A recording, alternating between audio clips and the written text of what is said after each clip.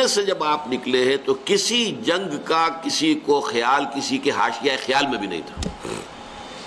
پیش نظر تھا اس قافلے کا راستہ روکنا کہ جو آ رہا تھا شام سے واپس ابو سفیان کی سرکردگی میں. جو جب جا رہا تھا تو حضور نے تعاقب کیا تھا لیکن وہ بچ کر نکل گیا تھا. اسی لیے کسی نے اہتمام نہیں کیا کہ وہ اسلحہ ساتھ لے. اندازہ تو کیجئے 313 افراد میں سے صرف 2 کے پاس تلواریں تھیں. اسلحہ بھی نہیں لیا. کیا کرنا ہے؟ قافلے کو جا کر جو ہے روکنا ہے, قافلے کو لوٹنا ہے کہہ لیجیے. لہذا کو کثیر تعداد جو بھی گئی ہے وہ اسی خیال سے نکلی اور اس میں کوئی بری بات نہیں ہے. باطل سے گویا کہ جنگ تو پہلے دن سے شروع ہو گئی تھی.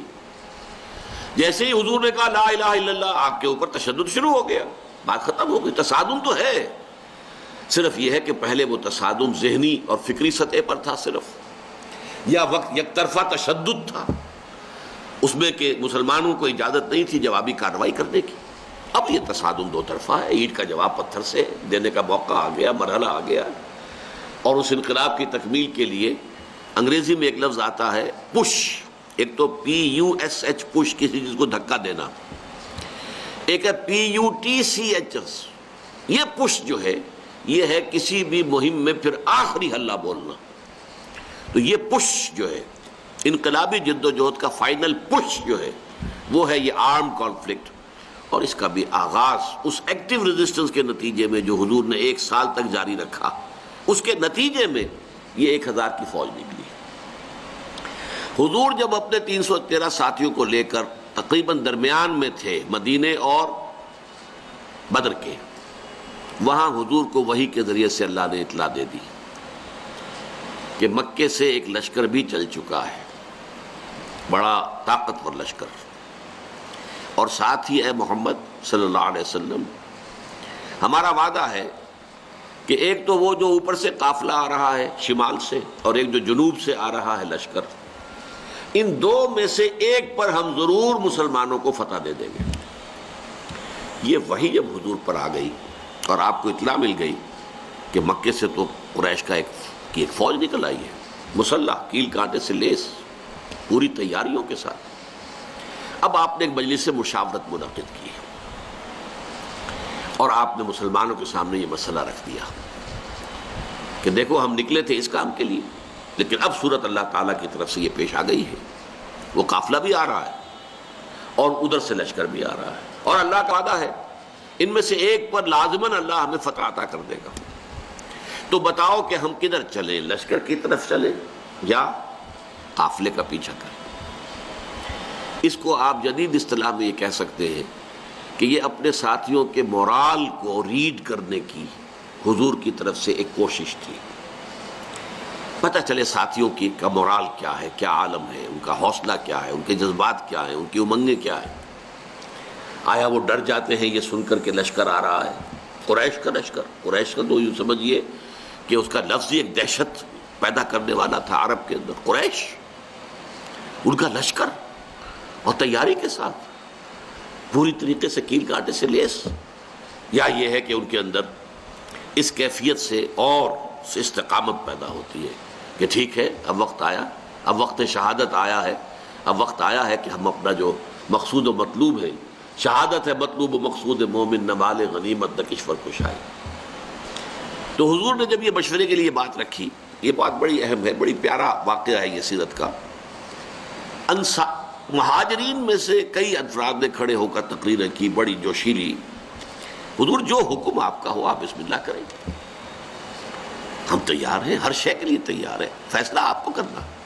حضرت ابو بکر نے تقریر کی رضی اللہ تعالی عنہ, لیکن حضور نے کوئی خاص اہمیت نہیں دی. حضرت عمر نے تقریر کی, اب بھی حضور نے کوئی خاص اہمیت نہیں دی. فرمایا بھائی دو مشورہ دو, آپ لوگ مشورہ دیجئے. پھر حضرت مقداد ابن الاسود نے جو تقریر کی ہے وہ بڑی پیاری ہے کہ حضور ہم موسیٰ کے ساتھی نہیں ہیں کہ جنہوں نے جنگ کے وقت کہہ دیا تھا کہ فَاذْهَبْ أَنْتَ وَرَبُّكَ فَقَاتِلَا إِنَّا هَاهُنَا قَاعِدُونَ, جاؤ موسیٰ تم اور تمہارا رب جا کر جنگ کرو, ہم تو یہیں بیٹھے, ہم جنگ نہیں کریں گے. ہم موسیٰ کے ساتھی نہیں ہیں, ہم محمد کے صحابی ہیں صلی اللہ علیہ وسلم. خدا کی قسم آپ بسم اللہ کریں. جو بھی قدم آپ اٹھائیں گے انشاءاللہ اللہ تعالی ہمارے ذریعے سے آپ کو آنکھوں کی ٹھنڈک عطا کرے گا. حضور ان کی بات کو بھی کوئی خاص اہمیت نہیں دے رہے. پھر فرما رہے اشیرونی، مجھے مشورہ دو بھائی. اب یہ بات جو ہے انصار کی سمجھ میں آ گئی کہ حضور کا روح سخن ہماری جانب ہے، کیونکہ انصار سے جو معاہدہ ہوا تھا بیعت عقبہ ثانیہ میں وہ یہ تھا کہ اگر مدینے پر حملہ ہوگا تو ہم آپ کی حفاظت کریں گے اپنے اہل و عیال کی طرح. ابھی مدینے پر حملہ نہیں ہوا تھا بلکہ حضور آگے بڑھ کر نکل آئے ہیں مدینے سے اور جنگ مدینے سے باہر ہو رہی ہے. تو گویا کہ اسٹرکٹ سینس میں انصار پابند نہیں تھے اپنے اس معاہدے کی روح سے کہ حضور کا ساتھ دیں. اور ظاہر بات ہے کہ اب جو سچویشن پیش آ گئی تھی، صرف مہاجرین کی نفری کافی نہیں تھی. 80-85 مہاجر تھے، باقی سب کے سب تو انصار تھے، ان میں 313 تھے. وہ کفایت نہیں کرتے تھے اس سچویشن جو اس وقت پیش آ گئی ہے. لہذا حضور بار بار کہے ہیں تو سمجھ گئے. حضرت سعد بن عبادہ کھڑے ہوئے رضی اللہ تعالی عنہ، اور بڑی پیاری تقریر ہے ان کی یہ، کأنک تعنینا یا رسول اللہ، اے اللہ کے رسول شاید آپ کا روح سخن ہماری جانب ہے. فإنا آمنا بک وصدقناک، تو ہم تو آپ پر ایمان لا چکے ہیں. وہ بیعت عقبہ والی بات کو آپ بھول جائیے. جب اب ایمان لے آئے، اپنے آپ کو اللہ کا رسول اور نبی مانا ہے، تو ہمارے لیے آپشن کون سا ہے؟ We don't have any option. خدا کی قسم اگر آپ اپنی سواری سمندر میں ڈال دیں گے، ہم سب کے سب آپ کے پیچھے سمندر میں اتر جائیں گے. اور خدا کی قسم اگر آپ ہمیں حکم دیں گے تو ہم برق الغماد تک پہنچ جائیں گے، یمن کا ایک شہر، اور اپنی جو سواریاں ہیں یہ اونٹ اور اونٹنیاں انہیں اس طویل سفر کی وجہ سے لاغر کر دیں گے، لیکن آپ جہاں حکم دیں گے آپ بسم اللہ کیجئے. اس پر آتا ہے کہ حضور کا چہرہ کھل اٹھا، خوشی کے اور بشاشت کے آثار، کہ یہ جو جماعت میں نے تیار کی ہے اتنی محنت سے، دعوت اور تربیت اور تنظیم کے مراحل جو میں گزار کے لایا ہوں، یہ جماعت اب تیار ہے فی الواقع اس آخری مرحلے میں داخل ہونے کے لیے. اب ہم پوری طریقے سے فٹ ہیں. اس پر آپ کے چہرے پر بشاشت آئی. اس کے بعد آپ نے کہا تو چلو پھر بدر کی طرف. اب یہ میں آپ سے عرض کر چکا ہوں کہ وہ قافلہ تو بدر کی وادی میں داخل ہی نہیں ہوا. ابو سفیان اس کو لے کر پہاڑی سلسلے کے ادھر مغرب کی طرف سے ہوتے ہوئے ساحل سمندر کے ساتھ ساتھ لمبا سفر کر کے بچ کے نکل گئے. اور یہ جب جو لشکر آ گیا قریش کا، اور جب پڑاؤ ہے، صرف میں اس کے بھی 2 واقعات آپ کو سنا دوں کہ جب پڑاؤ پڑا ہوا ہے تو وہاں اطلاع پہنچ گئی کہ قافلہ تو بچ کر نکل گیا. ابو سفیان کا پیغام آ گیا کہ میں قافلے کو بحفاظت لے کر مکے پہنچ گیا ہوں. اب یہاں سوال پیدا ہوا پھر وہی ہاکس اینڈ ڈوز کا معاملہ. ڈوز نے یہ سوچا کہ اب خوریزی کاہے کے لیے، ہم تو نکلے تھے اپنے قافلے کی حفاظت کے لیے، قافلہ تو پہنچ گیا. لیکن جو ہاکس تھے ان کو تو سمجھ میں یہ آیا کہ یہ تو ہمیں موقع مل گیا، گاڈ گیون اپارچونٹی. یہ ڈوز ہماری بات چلنے نہیں دے رہے تھے. اب جو ہے اب ہم یہاں تک پہنچ گئے ہیں، مدینہ یہاں سے صرف 80 میل دور ہے، ہم کہاں سے کہاں تک ہو کر یہاں پہنچ گئے ہیں، تو اب تو موقع ہے، اب یہاں سے واپس جانے کا کیا سوال. حضرت حکیم بن حزام رضی اللہ تعالی عنہ اس وقت تک ابھی ایمان نہیں لائے تھے. وہ گئے عتبہ کے پاس. کیا عتبہ، دیکھیے ہمارا جو وہ قافلہ تھا وہ تو بچ کے جا چکا ہے، اب یہ خامخواہ کی خوریزی اور جنگ کاہے کے لیے. آپ کی حیثیت یہ ہے قریش کے ہاں کہ اگر آپ اس کو روکنا چاہیں تو جنگ اب بھی رک سکتی ہے. اس نے بھی کہا ٹھیک ہے، بات تو تمہاری صحیح ہے، اچھا چلو چلتے ہیں ابو جہل کے پاس. وہ he was the chief of the ہاکس. وہاں جا کر بات کی اور وہ شخص جو تھا پھر اس نے پینترا بدلا، تانا دیا عتبہ کو. عتبہ کے بیٹے تھے حضرت حذیفہ رضی اللہ تعالی عنہ، جو ایمان لا چکے تھے، حضور کے ساتھ تھے. ہاں معلوم ہوتا ہے عتبہ بیٹے کو سامنے دیکھ کر تم پر بزدلی طاری ہو گئی ہے. اب یہ عرب کے لیے بہت بڑا تانا تھا. دوسری طرف اس نے یہ کیا کہ وہ جو ایک مارا گیا تھا وادی نخلہ میں ایک مشرک، اس کے بھائی کو بلایا کہ دیکھو یہ تمہارے بھائی کے قاتل جو ہیں وہ اب سامنے پڑے ہوئے ہیں، لیکن یہ لوگ چاہتے ہیں کہ جنگ نہ ہو۔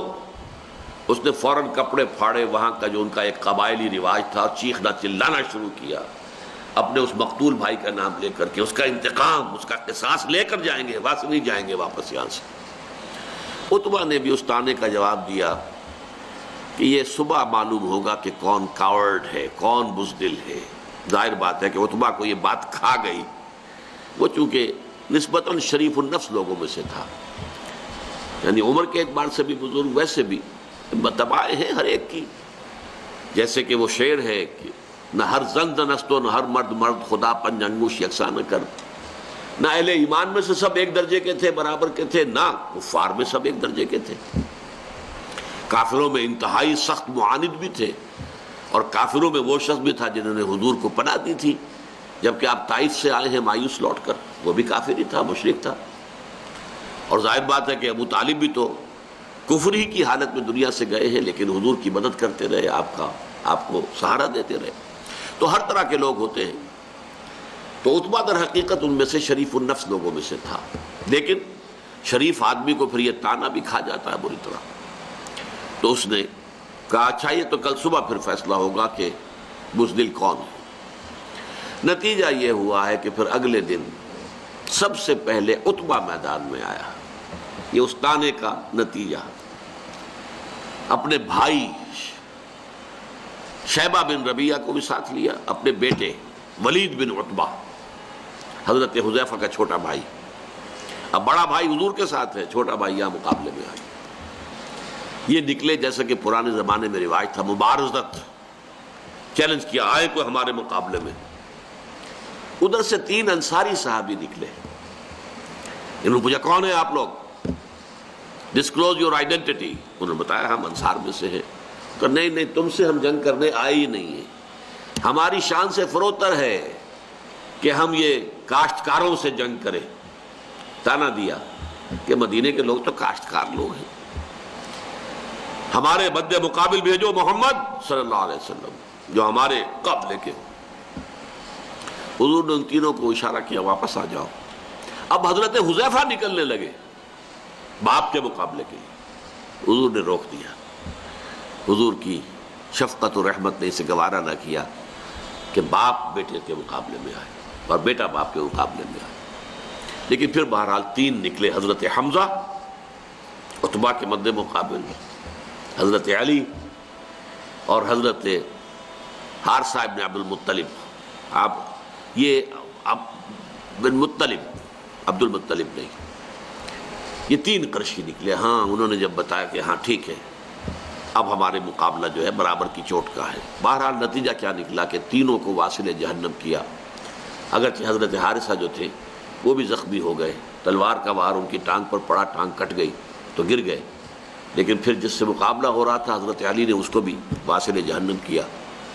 یہ جو ہیں جو زخمی ہو گئے تھے یہ واپس جاتے ہوئے جبکہ بدر سے جا رہے تھے حضور فتح مند ہو کر مدینے کی طرف، تو درمیان میں ان کا انتقال ہو گیا۔ تو ان کے سمیت 14 صحابہ جو ہیں شہید ہوئے، جبکہ 70 قرشی کھیت رہے، واصل جہنم ہوئے۔ اور ان 14 میں سے کوئی بھی نمایاں شخص نہیں تھا بہت بڑا، اور وہ سارے کے سارے چوٹی کے لوگ تھے، تمام سرداران قریش، اور 70 کو قیدی بنا لیا۔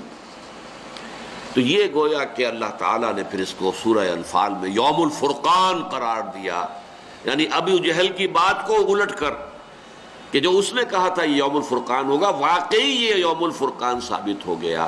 اللہ کی مدد آئی، فرشتے بھی آئے، اس کی تفاصیل میں نہیں جا رہا، وہ آپ کتابوں میں پڑھ لیں گے۔ میں صرف اس کو واضح کرنا چاہتا تھا کہ غزوہ بدر کے بارے میں یہ خیال کہ یہ صرف ڈیفنس کے لیے تھا، یہ بات جو ہے ذہنوں سے نکال دیجئے۔ اس پروسیس آف ریولوشن کے حوالے سے یہ اصل میں ایکٹیو ریزسٹنس کا منطقی نتیجہ، آرم کانفلکٹ، اور اس ایکٹیو ریزسٹنس کو انیشیٹ کیا ہے محمد الرسول اللہ صلی اللہ علیہ وسلم نے۔ ابتدا آپ کی طرف سے ہوئی ہے، آپ نے چھاپا مار دستے بھیجنے شروع کیے، آپ نے ان کا اکنامک بلاکیٹ کیا، آپ نے ان کی پولیٹیکل آئسولیشن کی شکل اختیار کی، جس کے نتیجے میں اس کو تعبیر کیا کرتا ہوں کہ سانپ بل میں سے نکل آیا۔ سانپ کو مارنا ہو تو کیا کریں گے؟ تو بل میں گھسا ہوا ہے، تو آپ کو معلوم ہے نا، کوئی بین وین بجاتے ہیں کچھ تاکہ وہ کوئی باہر نکل آئے۔ اب پتہ نہیں وہ بین سے کچھ واقعی کوئی اثر ہوتا ہے یا نہیں ہوتا ہے، لیکن جو عام میں تو آپ کو سمجھانے کے لیے کہہ رہا ہوں۔ یہ قریش بیٹھے ہوئے تھے مکے میں، اور مکہ حرم ہے، وہاں خوریزی، اگر اللہ کا عذاب آتا کسی اس طرح کا جیسے کہ اس سے پہلی قوموں میں آ چکا تھا تو مکے پر آتا، معاذ اللہ ثم معاذ اللہ ثم معاذ اللہ۔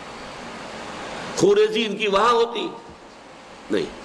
اس سانپ کو تو نکالنا تھا، اس سانپ کو نکالنے کے لیے محمد الرسول اللہ صلی اللہ علیہ وسلم نے جو اقدام کیا، جو ایکٹیو ریزسٹنس کا جو پروسیس شروع کیا، اس کے نتیجے میں وہ 1000 کا لشکر نکل کر جو آیا ہے، وہ گویا کہ سانپ جو ہے وہ اپنے بل سے باہر آ گیا اور میدان بدر میں اس کا سر کچلا گیا۔